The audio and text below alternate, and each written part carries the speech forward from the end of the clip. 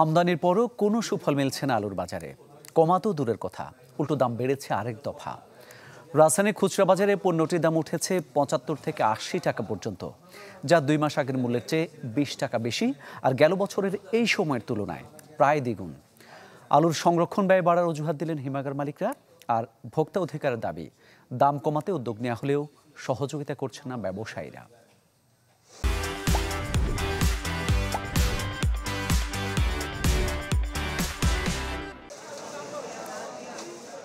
ব্যবহার এবং জনপ্রিয়তার বিচারে শীর্ষস্থানীয় সবজি আলু, যার শতভাগ চাহিদাই মেটানো হয় দেশীয় উৎপাদনের মাধ্যমে। কিন্তু চলতি বছর এই পণ্যের দাম নিয়ন্ত্রণে অস্বস্তি চলছে কয়েক মাস ধরেই।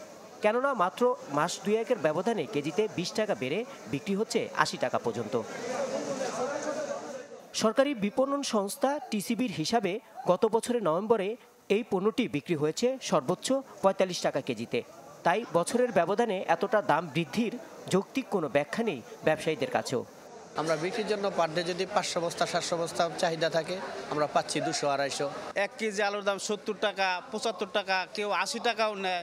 কিন্তু এখন আলু তো আছে, এমন তো যে আলু না, এটা তো আমাদের দেশের ফসল। আলু সংরক্ষণের জন্য সবচেয়ে বেশি হিমাগার রয়েছে দেশের উত্তরের কয়েক জেলায়। সেখানকার ব্যবসায়ী ও মালিকরা জানান, গত বছরের তুলনায় কমেছে মজুদের পরিমাণ। এছাড়া নানা কারণে বেড়েছে সংরক্ষণের ব্যয়।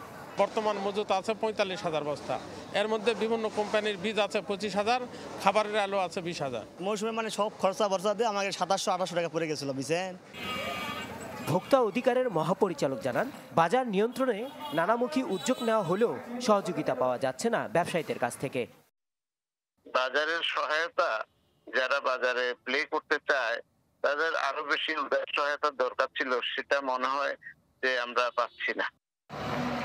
এদিকে আমদানি শুল্ক তুলে দেয় আমদানি শুরু হয়েছে ভারত থেকে, কিন্তু দেশটির দাম বৃদ্ধি ও বাড়তি পরিবহন ব্যয়ের কারণে সুফল মিলছে না খুব একটা।